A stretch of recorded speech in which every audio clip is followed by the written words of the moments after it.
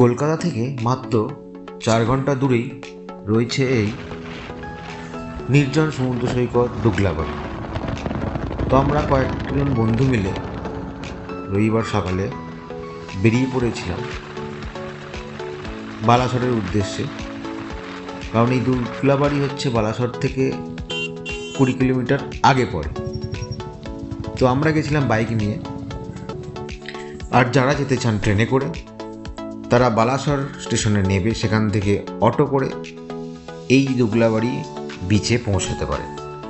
তো আসুন, এই হচ্ছে সেই দুগলাবাড়ি বিচের একটি রিসর্ট। তো এখানে বহু রিসর্ট আছে, তো আমরা এই রিসর্টটি সেই সময় পছন্দ করেছিলাম এবং এখানে একদিন থেকে পরের দিন আবার কলকাতায় ফিরে আসি।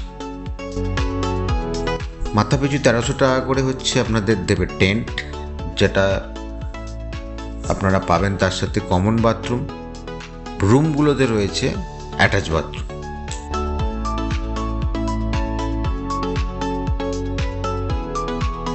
খুবই সুন্দর পরিবেশ। একদিকে রয়েছে আপনার মাড কটেজ আর একদিকে নর্মাল কটেজ। এই জায়গা থেকে সমুদ্র সৈকত যেতে আপনার 5 মিনিট লাগবে একটি ঝাউবন অতিক্রম করে। তো আসুন সমুদ্র সৈকতে এখান থেকে যাওয়া যাক। দীঘা, মন্দারমণি, তাজপুরের মতো না হলেও এই সমুদ্র সৈকত আরেক দিক থেকে খুবই নির্জন, এবং যারা একান্তে নিরিবিলি জায়গা পছন্দ করেন তারা এখানে অবশ্যই একদিনের জন্য একটা উইকেন্ড ট্রিপ করে যেতে পারেন।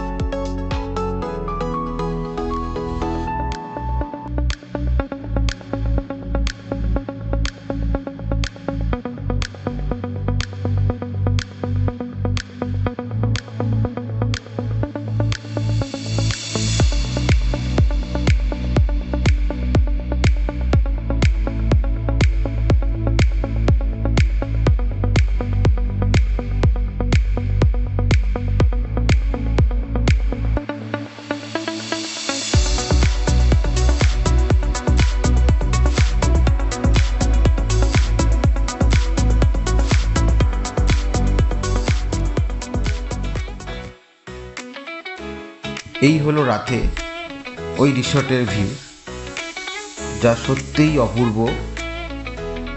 রিসর্টের যে আলোকসজ্জা সত্যি অতুলনীয়।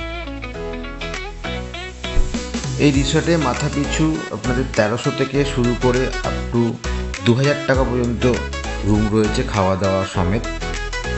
3 বেলা পাবেন খাবার, ব্রেকফাস্ট, লাঞ্চ, ডিনার। আর এছাড়া বনফায়ার করতে পারেন, তার জন্য ওনারা আলাদা চার্জ আপনাদের থেকে নেবে।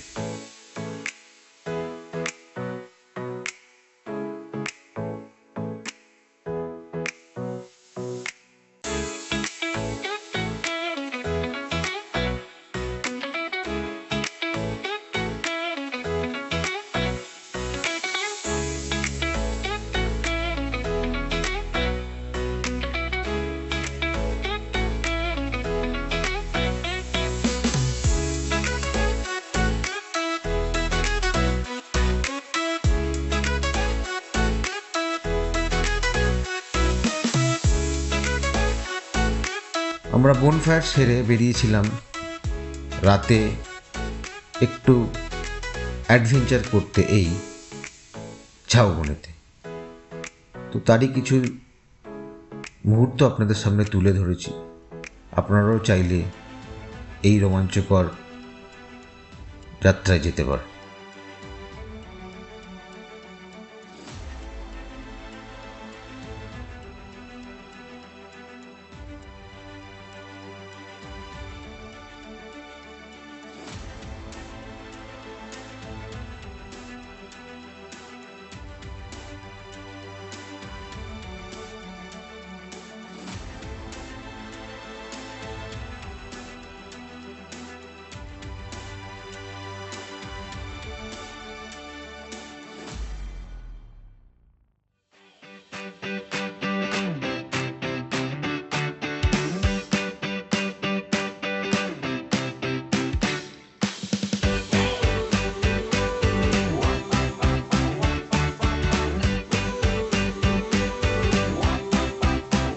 এই ছিল একদিনের আমাদের উইকেন্ড ট্যুর দুগলাবাড়ি, যেটা বালাসোরে পড়ে।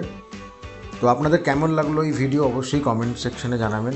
আর যদি আপনাদের ফার্দার কোনো ডিটেলস লাগে তো আমাকে কমেন্ট করবেন, আমি আপনাদের যতটুকু পারবো হেল্প করব ডিটেলস দেওয়ার। সাবস্ক্রাইব করতে ভুলবেন না, আর অবশ্যই শেয়ার করবেন। ধন্যবাদ।